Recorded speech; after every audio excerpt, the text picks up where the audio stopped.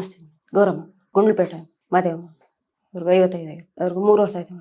Bed ಬತ್ತೈತೆ, ಬೆಳಬೆಟ್ಟ ಆಯ್ತೈತೆ. ಆಗ ಆಸ್ಪತ್ರೆಗೆ ಹೋಗಿ ತೋರಿಸ್ಲೆ ಅವರು ಅಲ್ಲಿ ಹೋಗಿ ಕ್ಯಾನ್ಸರ್ ಆಸ್ಪತ್ರೆಗೆ ಹೋಗಿ ಹೆಬ್ಬಳ್ಕಂದ್ರು. ಸ್ಕ್ಯಾನಿಂಗ್ ಮಾಡ್ಬಿಟ್ಟು ಅಲ್ಲಿ 1 ವಾರ ಆಯ್ತಾ ಅಲ್ಲಿ ಮ್ಯಾಕ್ ಕಳಿಸ್ತೀವಿ. ಡಾಕ್ಟ್ರ್ ಏನು ಹೇಳ್ತಾರೋ ಕರೆಂಟ್ ಕೊಡ್ಬೇಕಾ ಆಪ್ರೇಷನ್ ಮಾಡ್ಬೇಕಾ ಅದು ಕೇಳ್ಬಿಟ್ಟು ಆಮೇಲೆ ಮಾಡ್ತೀವಿ, 1 ವಾರದ ಮೇಲೆ ಫೋನ್ ಮಾಡ್ತೀವಿ ನಿಮ್ಗೆ ಅಂದರು. ಆವಾಗ ಮಾಡ್ಬಿಟ್ಟು 1 ವಾರ ಆದಮೇಲೆ ಫೋನ್ ಮಾಡಿದ್ರು. ಆವಾಗ ಪೇಷಂಟ್ ಕರ್ಕೋಗಿ 1 ತಿಂಗಳ ಗಂಟೆ ಕರೆಂಟ್ ಕೊಡಬೇಕು ಅಂದರು.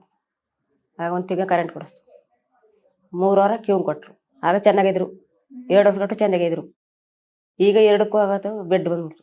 ಅದು ಯಾಣಿಲ್ಲ ಪೈಸೆಸು ಅಂತ ನಾವು ಎಲ್ಗೂ ತೋರ್ಸಾಕೊಂಡು ನಮ್ಮ ಗುಂಡ್ಲುಪೇಟೆಲ್ಲೇ ತೋರಿಸ್ಕೊತೀವಿ ನಾವು. ಯಾಣು ಆಗಿಲ್ಲ, ಇದು ಇನ್ನೊಂದ್ಸಲ ಯಾಕೆ ಕ್ಯಾನ್ಸಲ್ ಹೇಳೋದು ನಾವು ಅಂದ್ಬಿಟ್ಟು. ಆಗ ಹೊಟ್ಟೆ ನೋವು ಬಂದ್ಬಿಡ್ತು.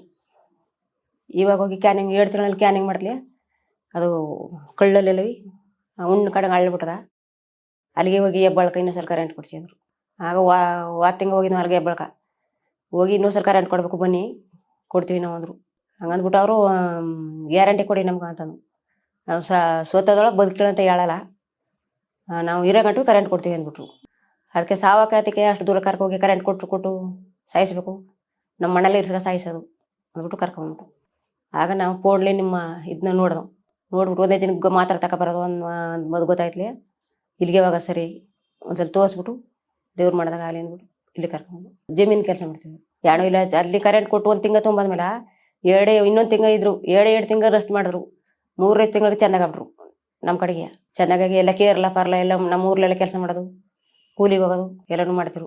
ಅದು ಹೆಂಗೆ ಬಂತ ಮತ್ತೆ ಗೊತ್ತಿಲ್ಲ. ಇದು ಯಾರು ಇಲ್ಲ, ಇವ್ರು ಒಬ್ರಿಗೆ ನಮ್ಮ ತಾವು ಇದ್ಕೊಂಡು ಇನ್ನೂ ಸಾಯಿಸಾಗೂ ಇಲ್ಲ ಬಿಡಾಗೂ ಇಲ್ಲ, ಹಂಗ ಹೊಟ್ಟದ ಅದ್ಬಿಟ್ಟು ಇದೊಂದ್ಸಲ ನೋಡೋ ನಿಮ್ಮ ಆಸ್ಪತ್ರೆಲಿ ಅಂದ್ಬಿಟ್ಟು ಕರ್ಕೊಂಬಂದಿ. ನಾನೇ ನಿರ್ಧಾರ ಮಾಡೋದು ಎಲ್ಲ ನಾವೇ ನೋಡ್ಕೊಂಡು ಬಟ್ಟ ಇಲ್ಲ ನಮ್ಮದೇ. ಈಗ 2 ತಿಂಗಾಯ್ತು ನಮ್ಮ ಮಣ ಬಿಟ್ಟು ಇರುವ ಕಡವೆ ಇಲ್ಲ. ಹೊಟ್ಟೆ ನೋವು ಬಂದ್ಬಿಟ್ರೆ ಮುಖನೇ ನೋಡೋಕ್ಕಾಗಲ್ಲ. ಸ್ಯಾಡಿ ನೋವು ಬೆಳಗು ಹಿಂಗೆ ಕೂತ್ಕೋಬೇಕು, ಹಿಂಗೆ ಹಿಡ್ಕೊಂಡು ಹೊಟ್ಟೆ ನೋವು. ಅದು ಕಮ್ಮಿ ಆಗ್ಬಿಟ್ರೆ ಸುಮಾರು ಮಾತಾಡ್ತಾರ. ಇಷ್ಟು ಅನ್ನ ತಿಂಬೋದು ನನಗೆ ಸಾಯಂಕಾಲ ಆಗಲೇ ಕೆಲ್ಸಕ್ಕೆ ಹೋಯ್ತಾ ಇಲ್ಲ. ಮುದ್ದೆ ತಿಂತಿರು, ಎಲ್ಲನೂ ತಿಂತಿರು. ಅದೇ ಬೆಳಗ್ಗಿನಾಗ ಇಷ್ಟು ಇನ್ನು ಸಣ್ಣ ಸಾಯಂಕಾಲನಾಗ ಇಷ್ಟು ಮಧ್ಯಾಹ್ನ ಹೊತ್ತು 1 ಗ್ಲಾಸ್ ಟೀ ಕುಡಿತಾರೆ, 1 ಬೆಡ್ಡು ಅಷ್ಟು. ಇನ್ನೇನು ತಿಂತ ಇಲ್ಲ. ತಿರ್ಗಾಡ್ತಾರೆ ಚೆನ್ನಾಗಿ. 2ಕ್ಕೆ ಹೋಯ್ತಾರ, ಎಲ್ಲಕ್ಕೆ ಹೋಯ್ತಾರ, ನಿದ್ದೆನೂ ಮಾಡ್ತಾರ. ಬೆಳಗ್ಗೆ ಸಾಯಂಕಾಲ 9 ಗಂಟೆಗೆ ಮಣಗ್ಬಿಟ್ರ ನಾವು ಹೋಗಿ 2 ಸೆಕೆಂಡು ಹೇಳಲ್ಲ. ಚೆನ್ನಾಗಿ ಮಾಡ್ತಾರೆ. ನಿದ್ದೆಗಿದ್ದೆ ಏನು ತೊಂದರೆ ಇಲ್ಲ. ಈ ಹೊಟ್ಟೆ ನೋವು, ಈ ಬಗ್ರಿ ನೋವು ಅಂತಾರ ಅಷ್ಟೇ.